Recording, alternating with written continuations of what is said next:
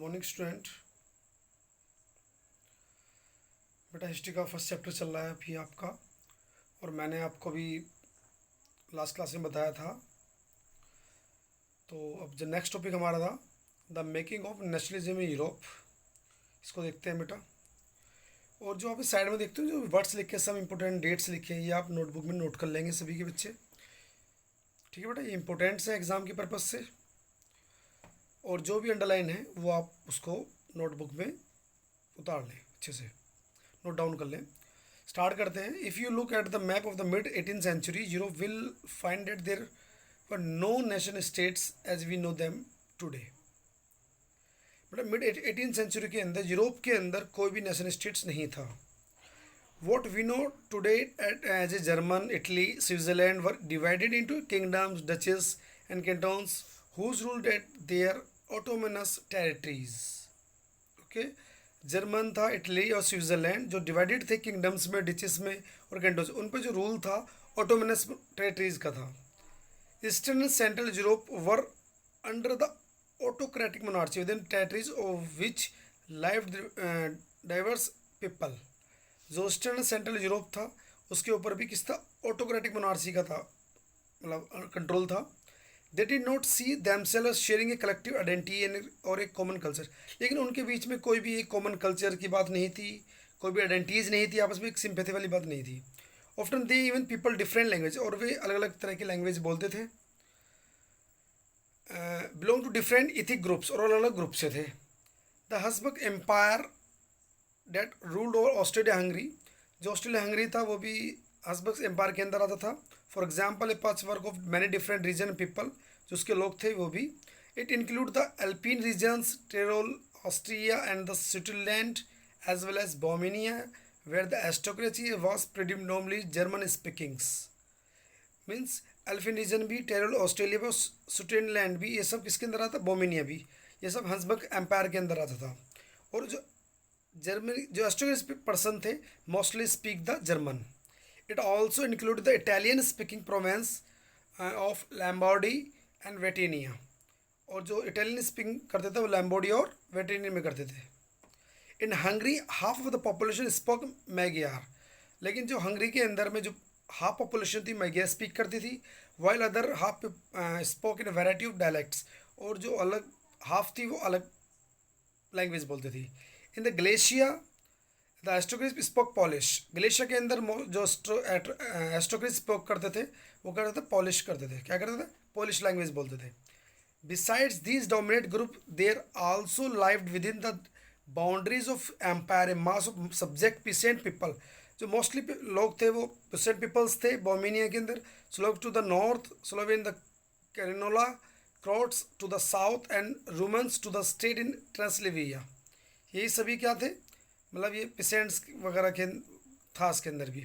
Such difference did not easily promote a sense political, लेकिन सभी लोगों के अंदर यूनिटी नहीं थी, पॉलिटिकल यूनिटी नहीं थी वहाँ पर, और ये कोई इजी टास्क नहीं था कि पॉलिटिकल यूनिटी हो जाए।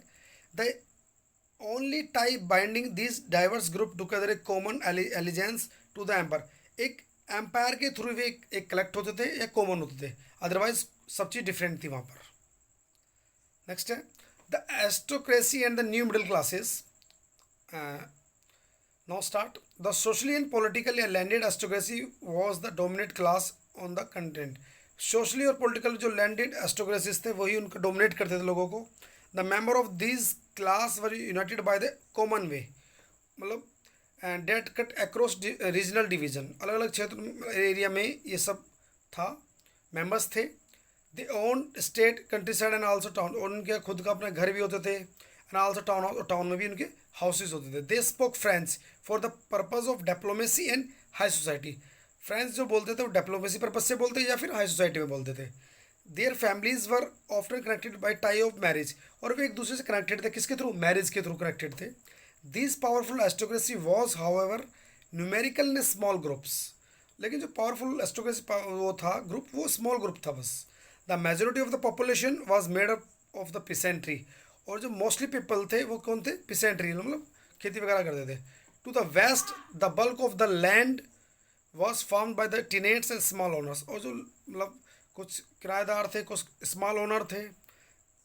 While in Eastern and Central Europe, the pattern of land holding were characterized by the vast states which were cultivated surf.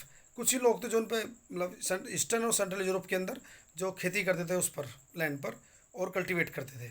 Surf जो भूदास क्या बोलते थे उनको. सर्फ मीन्स भूदास. In the western part of the central Europe, the growth of industrial production and trade mean to growth of towns and the emergence of commercial classes whose existence was based on production for the market. Western and central part जो Europe का था वो growth कर रहा था किसका, industrial production के लिए. And trade mean the growth of towns. The emergence of commercial classes नहीं थी प्रोडक्शन के लिए, मार्केट के लिए. The industrialization began in England in the second half of the 18th century.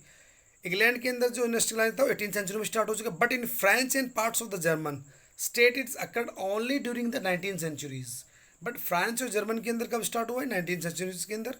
In its wake new social groups came into being a working class populations. लेकिन लोग जागे, new social groups बना, came into the beginning, start किया उन्होंने. Working class peoples जो population थी, middle class people थे, industrialize businessman and professional, ये सब इकट्ठे हुए और ये उनमें से मिडिल क्लास में से इंडस्ट्रियल लोग बने, बिजनेसमैन बने, प्रोफेशनल बने. In central and state Europe these groups were smaller in a number till late 19th centuries. और सेंट्रल और state Europe the group smaller number of मतलब जो ग्रुप्स बने हुए थे वो लेट 19th सेंचुरीज के अंदर बने. It was among the educated, वे लोग एजुकेटेड थे, लिबरल मिडिल क्लासेस थे and the idea of national unity. और जो उनका आइडिया क्या था, नेशनल यूनिटी के लिए था. Following the abolition of aristocracy privilege gain popularity. और उन्होंने अपना आपको मतलब अपनी पॉपुलरिटी गेन की और जो एरिस्टोक्रेट प्रिविलेज वो था उसको एबोलिश कर दिया गया. राइट बेटा. तो नेक्स्ट टॉपिक को नेक्स्ट क्लास में पढ़ेंगे बेटा. ओके, तब तक के लिए good bye, take care, bye.